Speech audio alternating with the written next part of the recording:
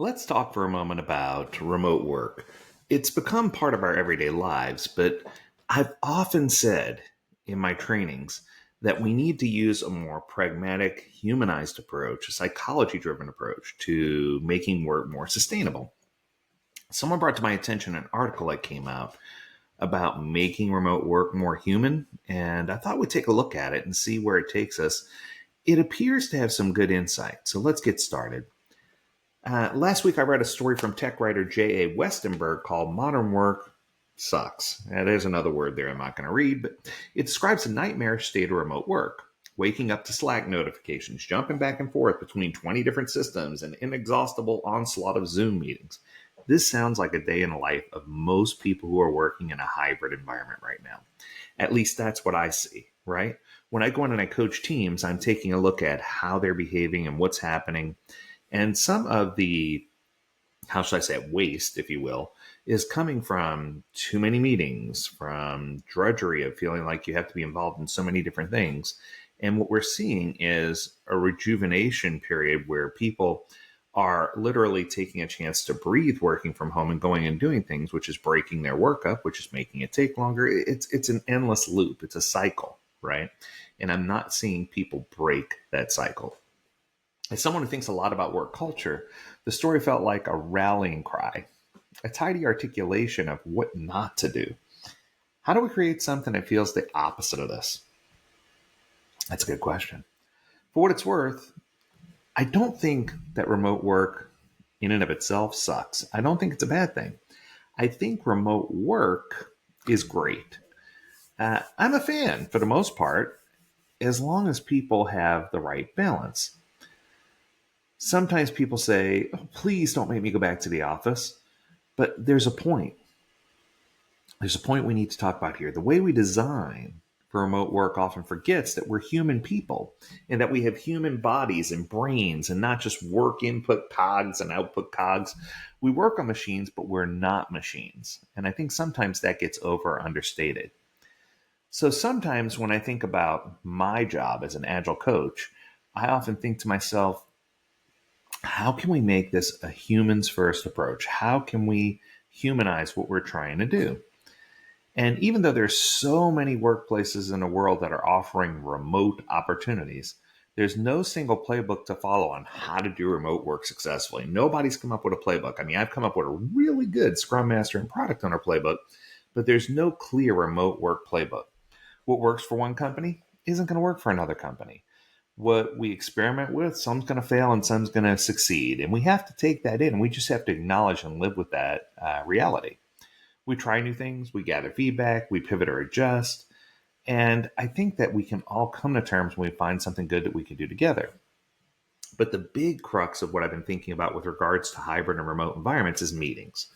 Meetings are the number one complaint. The number one complaint of agile teams that are working remotely is too many meetings, closely followed by an inability to decompose work in such a way that it's easy to consume and provides value.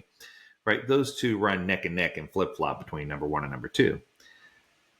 So for the past year or two, or I should say longer than that, ever since COVID actually, I've been trying to find different techniques or different ways to make work more human, to change the way we do meetings. And one of those rules right away, right out of the bat, is a rule regarding chat. So chat is an incredible function if you're doing an all-day workshop or a training seminar. But if you're doing just an online work meeting, you should have a no chat rule. If you're in a Zoom meeting, you're trying to pay attention and there's just side chatter, just going on in chat, right? It's so distracting. It's the same as Slack or Teams, right? As soon as there are comments in the chat, or worse, full-on conversations, I've seen that happen too, the attention becomes split between both things. So now you're trying to pay attention to the chat, you're trying to pay attention to what's going on, and you just can't do this.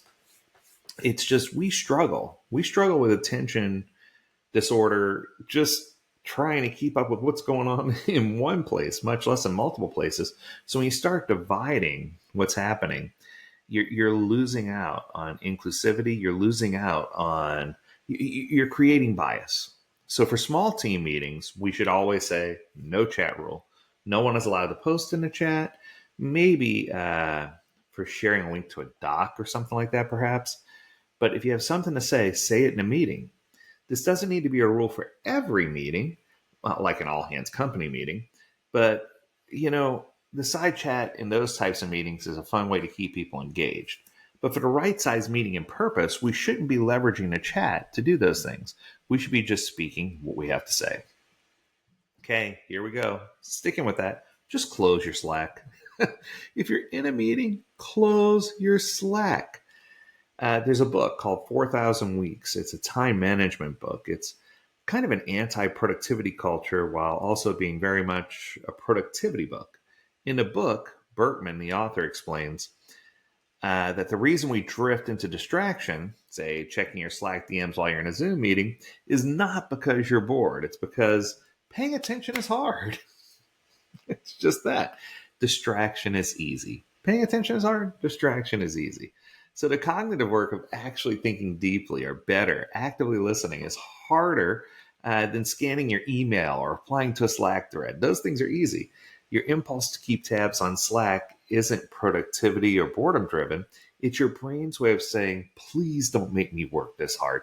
Please just let me do the easy thing. Let me do the thing that's coming right to me. So, in a recent team retrospective that I facilitated, I asked everyone right away to do one favor for me to please close Slack all the way. Take off your Apple Watch. Turn your phone upside down. Whatever other ways notifications are going to reach you, don't let it creep into your space.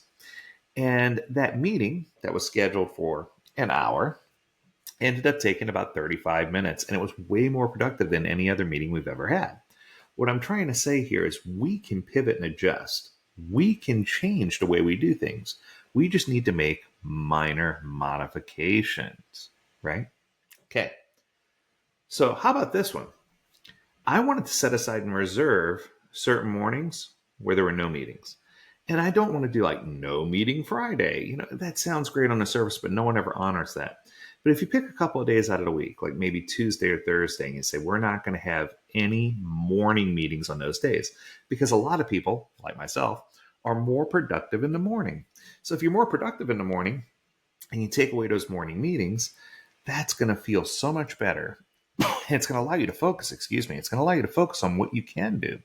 So if you have no meeting mornings like on a Tuesday and Thursday, you have time to do the things that you need to do that are extra. For example, I could be recording this podcast episode on a no morning meeting Thursday, right? And that would provide a great opportunity for people to have these little windows on their calendar that are like sanctuaries where they can peel away and do things they need to do. They can escape the frenzy of all the manic things that are going on in the office. They can escape the drama. They can get into and actually do things that are productive and know that that time's set aside specifically for them. Sometimes a next step for a project is to always say, let's schedule a meeting. But it's helpful to clearly set the expectation as to what type of meeting it is. What are we trying to do? When people have different expectations on whether a meeting's to get work done or to plan to get work done, frustration abounds. So one of the things that I talked about in a previous podcast called The Rats, RATS, which is one of the most listened to podcast episodes, includes the agenda. State explicitly whether a meeting is to get work done or plan to get work done. A team sync or check-in is a good example of plan to get things done meetings. These should be efficient and focused on information sharing, but essentially at the end of it, you break to go do the work. A get work done meeting is where you're there to build something together and there's a tangible result expected as an output. As an example that works well, I needed to get with a coworker to build a new item. And we could have either met to make a plan about how we're going to do it in a short meeting or met to actually do it, which would probably be a little bit longer meeting. But because it was a collaborative effort, we decided to go with a get work done meeting. And I even titled the meeting, A and B are going to build this C. And we built what we needed, and it took under an hour, and it was great because we each blocked out that time and set aside all other interruptions to get that work done. And if you can do that, that's a powerful way, especially if you're working in a remote or hybrid environment, to pair or peer and do the things you need to do to get things pulled together.